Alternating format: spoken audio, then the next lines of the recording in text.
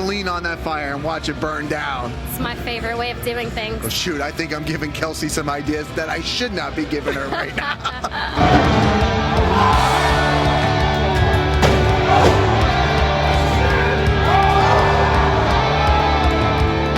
What can those other 29 other posers expect in that match tonight? To get headbutted in the chest and Yes. get moshed right over that top rope.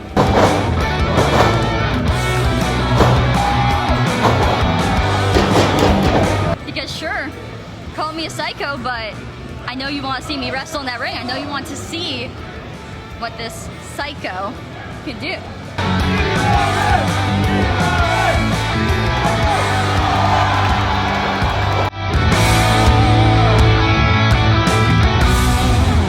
Hey guys, welcome back to another interview here on Toned In Entertainment. Today we're at CCW Bash at the Brew here in Hialeah, Florida. And I'm joined by Invidia.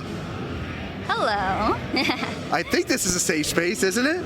It is. It is today, right? Don't worry, it is. It Okay. is. We got to talk a little bit about the makeup, the eyes. What are the inspirations there? Oh, for the makeup? I mean, I'll admit, Luna is an inspiration of mine, but it itself helps me get ready to do whatever I need to do out there, whether I'm in the ring, whether I'm managing Ozzy or Beastly. It gets me ready to do whatever. See, I know you outside of the Invidia world. We've talked a couple times outside the Invidia world. We have. Is it the makeup that makes you helps you make that switch into Invidia? Very much so. It Yes. does. It does entirely help me. What's the difference between Invidia and your real life persona? I'm usually a little more cautious when I'm not this, and I don't have as many people wondering what's wrong with this one when I don't have this on, honestly. We're pretty much the same exact thing, just with minor attitude changes. Okay. Just minor. Speaking of minor attitude changes, I remember you when you debuted back in the Asylum. Oh yes, the Asylum. Now we're here in December of 2022. Yeah. And the Invidia character has, I don't know if I want to say change or evolve. How would you describe the difference between Invidia from when you first debuted to where you are now here in December 2022? Invidia, when I first debuted, was a lot harsher, a lot less nice, to say the least. Now, I'm a lot more, I'm not gonna say nice, but I'm not gonna go out of my way to do anything evil. And I'll do whatever it takes to protect my teammates. I'd say that's the main thing now. Okay. That we are a unit, and that's my main motivating factor.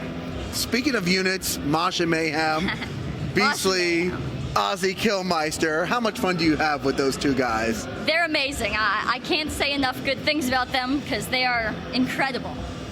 In and out of the ring, incredible people to work with, and I mean, you see what they can do in that ring. They're a force to be reckoned with for sure. I've seen what they can do inside of the ring and outside of the ring, so I definitely Oh yes. don't want to get on their bad side. I remember Beast in you particularly. I can still smell his armpit. So can I. So can you. So can I. I think anybody that's got in the ring with Beastly, yes, Beastly, we can still smell your armpit. Now, you do manage, you do wrestle. Yes. Where do you want to go with this? Honestly, I want to wrestle for as many companies and as many places as I can. I want to be everywhere. Every country, every promotion, anywhere, every style of wrestling, I want to do it all. I don't want to be tied down to one place. I don't want to just do one thing. I want to experience everything this business has to offer. I love that so much. Thank you. Now, is it, I mean, you did say wrestling. So what about managing? Is that just something that's while you're working your way up, or? I will do both. You will do I both? love both. I have always loved doing both. It helps that I can do pretty much anything. And anytime I'm out there, whether it's in-ring as a wrestler or whether it's by one of my teammates' sides, it's amazing. So either one, both, I'll wrestle and I'll manage at the same time. That's awesome. I do. I like that because I do think here in 2022, as we're moving even into 2023, in the big promotions, you do see, you know, ladies out there, men, you know, they're out there, they're helping their teammates, and they go down and they're competing for titles as well. Oh, yeah. So, I mean, you make yourself more accessible. There's more opportunities out there. For sure. So what does, like, training to become a professional wrestler? Like, what are some of the hardships that you have to go through to get where you are today? Ooh, there's a lot of those, I'll be honest. It's not exactly an easy thing to do. Anyone who says otherwise, I'm gonna say is lying to you. But it's the most rewarding. So, you train, you learn how to actually wrestle. That involves a lot of just the athletic movements, a lot of learning the moves, a lot of learning how... Hey, Ozzy! Well, another heckler. Third interview today. 3 hecklers. I wouldn't have it any other way. Nah. It wouldn't be one of these interviews without them, would it? It wouldn't be, especially here at CCW. There's too much fun to be had here. But once you learn all the moves, you eventually pick up your own style, what you're good at, and how you're going to go into that ring. I'll be honest, I never thought I would start as a manager, but turns out that I was at least decent at that. At first... We want to hear you. Sorry, hearing too much up here. You know. There's a lot of voices going on in the head right here. You know it. I do. You've seen me enough. I've seen you enough, yes. But yeah, once you figure out your own style and you're in the ring, that's when you mostly start doing more of what you actually see out here. More of the moves and less of the intense cardio, to say the least. Now, speaking of voices in the head, when you first came out, you were managing like the Unled back in the days.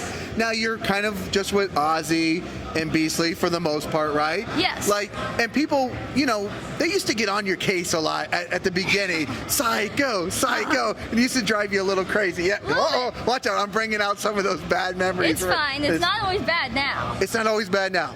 Now, I hear it more as a rallying cry. Okay. To encourage me. Okay. Because sure, call me a psycho, but I know you want to see me wrestle in that ring. I know you want to see what this psycho can do. I don't see it as a bad thing as much anymore. I like how you've turned that, like, maybe some people would say a negative, into like a source of power. Of course. I love it. That's what you have to do, isn't it? It is. Turn your weaknesses into your strengths. It does. Now, me and you do have a little something in common because we both trained with an obstacle course trainer at one time, Coach Casey. In our past lives, I need to go back to training with Coach Casey. She's wonderful, yes. Right? Now, was doing the obstacle race training and stuff like that, was that the thing that maybe got you interested in maybe pursuing a professional wrestling career, or how did you want to pursue a professional wrestling career? I want to? Yeah. So I found out about it a very odd way.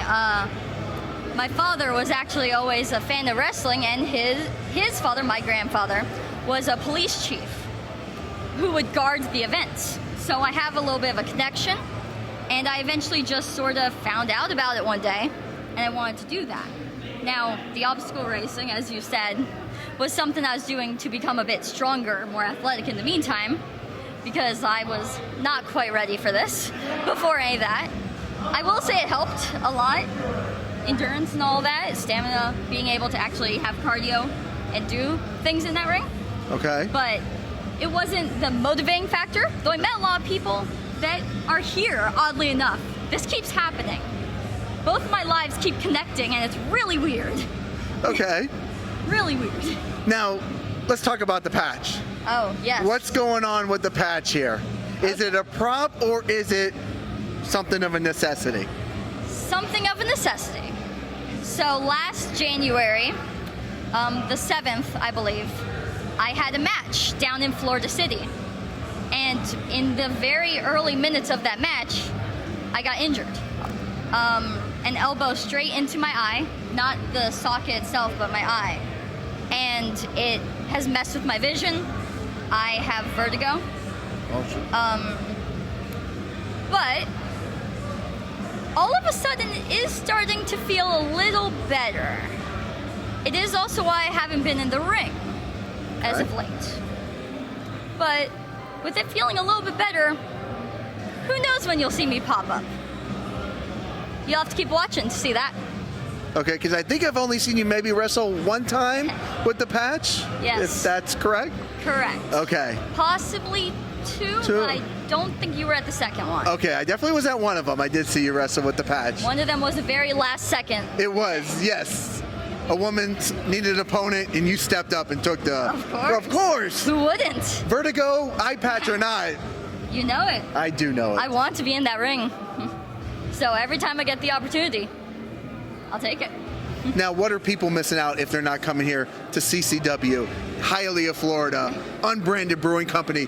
What is the experience that they're missing out on? You're missing the biggest show that CCW runs. This is a wild crowd, even better event. I gotta be honest. We always go big for this one, and this is an insane crowd, especially tonight with a 30-man Royal Rumble. Right, exactly.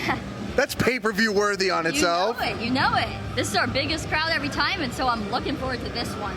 And I gotta be honest, that environment, everything you're gonna see in that ring, both tonight and any other time that you're there, that's what you'd be missing out on if you aren't here. And myself and Ozzy in the show. Posers if you're not here. Posers. Posers. Exactly. Posers if you're not here. Exactly. Who would be a dream match for you? Ooh. Let's see. Right now, I keep seeing Masha Slamovich on things. Oh, I just saw her last week in North Carolina. That would be fun. I know that's going to be a tough match, but once I'm back in that ring, I would be more than happy to have that match. Okay. More than happy. Nice. Okay. She's over there doing big things in Impact over there right now. Yeah, for sure. Yeah. Okay. And let's see here, because I know you'll say here. Nicole. We never wrestled when we were back at the asylum. She's been gone for a while. She's back now. We've both been gone for a while. Would that be a match to see? Nicole Lucero? Yes. Invidia throwing out the challenge? That would be a match to see now. Oh, okay. I'm digging it. I'm digging it. All we gotta do is get back in that ring. That's it? Is there a timetable for your return in the ring full time? Unfortunately, we don't totally know. Okay. But with how much I'm feeling, I'm not thinking too much longer. Okay. We're going to hope for the best. Oh, yes. All right. Where can people look you up at Invidia? We are Invidia on Instagram. We are Invidia 13 on Twitter, if you have Twitter. I think I also have a Facebook account. All the same name. We are Invidia is my main account on everything. And you'll see me and my teammates on all of that. I post their stuff constantly, and they post mine. You do. Mosh and Mayhem. It's all one family. Heart and soul. Yeah. That's everything to me. Talk to me about some of also the merchandise you guys got out there too. Oh, yes. We just got a Mosh and Mayhem shirt. I saw them. I am buying one tonight. The Cerberus. I have to get one. Of course. I have my first shirt. I have never had merchandise until the past couple of months. So I just got a design.